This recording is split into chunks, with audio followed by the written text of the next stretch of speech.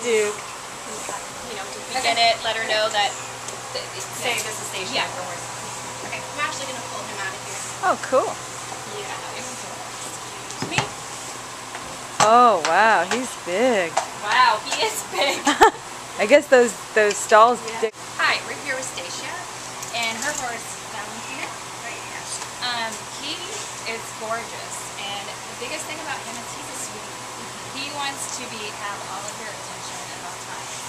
And he's also telling me he's jealous when you go visit some others. So always come see him first, okay, before you go see the others, and he'll be fine with that. He loves you petting. The biggest, I get him on his head. You pet him a lot on his head? Yeah. Okay, he loves him on his head. His ears are very, very sensitive. He feels good. The only other thing, it's interesting because most horses, I feel them standing upright. I feel he leans more toward forward. What do you do with him? Do you ride him or jump him? He rides and jumps and everything like that. The leaning forward actually, and I'm seeing actually right here where his stomach is, like right where the lungs would be. I'm seeing them put something right here that's going to help open the lungs up and help him breathe. And from the nose part too, because you were saying his nose, it's not easy for it to go in. Well, this will alleviate that, and it will really actually, I feel, cure it. So I would really try to do that. Okay. Now it's interesting that you targeted that point because actually when I'm grooming him, one of his favorite spots to get scratched is right there. That's why. You see he stretches down and look at his lip, and he loves that. That's why. Can you say that again? That's funny that you mentioned that. Just 1 second. You reset that. The horse isn't covered. Do you notice any pain in his neck at all? You know, it feels like a tight muscle. I'm feeling right here. He likes this too. Yeah. You know, like when our muscles and our neck gets like really hard. I'm feeling it's the same thing for him, and I feel more on the right than the left. So it'd be right here. So it's just rubbing it, kind of like massaging it. You know, that will really help. Look at him. This will help relieve the tension in his neck. And feel it right here. Yeah, bring it right up here. Do you feel it? Feel this right here? Yeah. Do you feel that hard part right there? Yeah. Okay, so watch this. This is what's really cool. Okay, so we're just going to do a little bit of energy work here. Ooh, watch this. And it goes into his ear. Okay, this is just the second energy bell right now. It's less and less than how it goes. So even if you just do a little bit of this, it's just energy points, and it's just energy work, this will help relax the muscle in there. So he loves you to massage it. Massaging can really help. And then if you do energy work and you just do point energies right here, he's going to like this because it's releasing the tension. Okay? And now feel it. It's a little bit softer.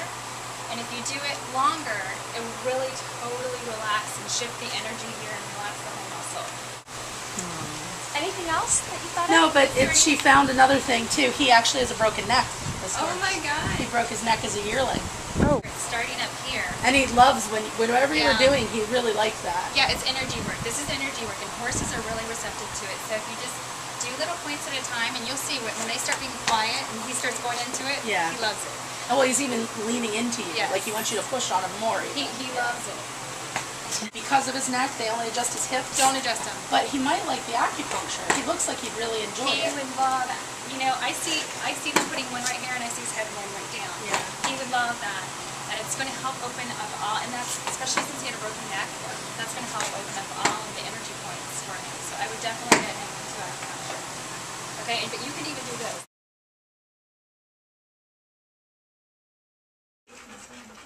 So Vickie, do they know they're going to get readings, or what do they know?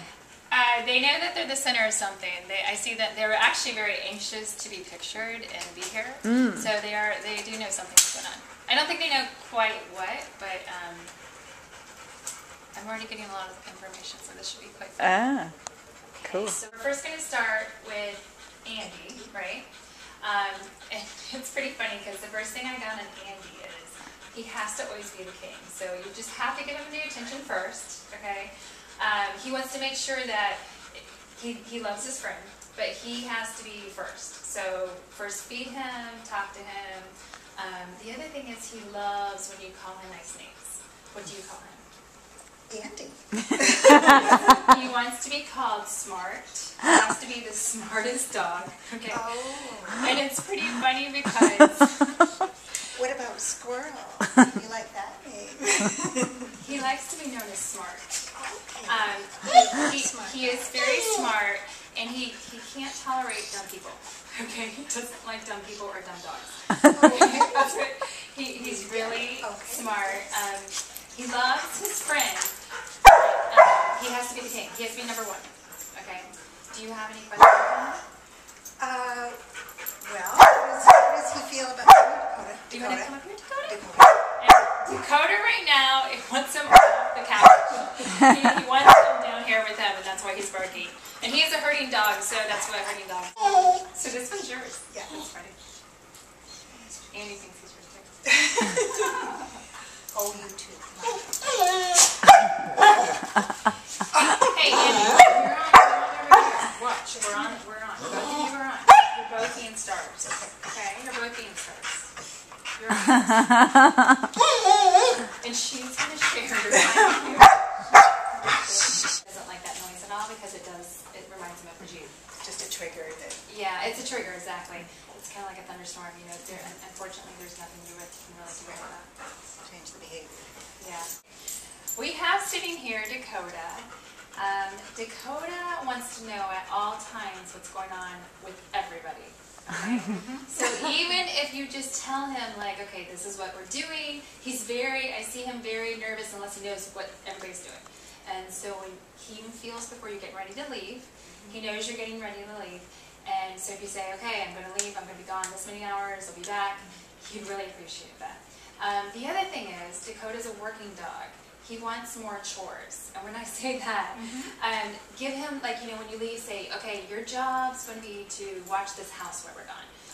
You know, make sure nobody comes in. And I see him being very proud that he has a job.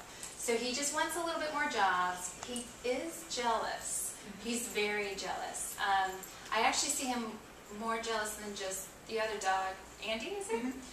He's very jealous of Andy, okay? But I see him, he wants to be the #1 dog. So if you go to him first and just tell him, you know, you're the #1. He wants to be told he's the #1 dog too. And his dad, who's usually here all the time, is now away for several months. How's he going to react to that? Him. Yeah. He already misses him, but he knows he's coming back. Have you told him he's coming back? Are you going to see him? Yeah, he'll be back on the 14th. So. Just keep on telling him, you know, he's coming back. He knows he's coming back, and he's very excited. I actually feel that he will know. You'll see him 2 days before he even comes back. You'll see him start pacing and knowing his dad is going to come back. He'll start sensing that. That's funny because our other Dakota 1, would do that it was almost like because we travel a lot.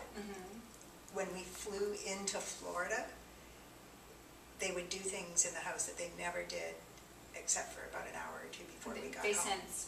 You know, dogs sense presence of everybody. Again? Yes.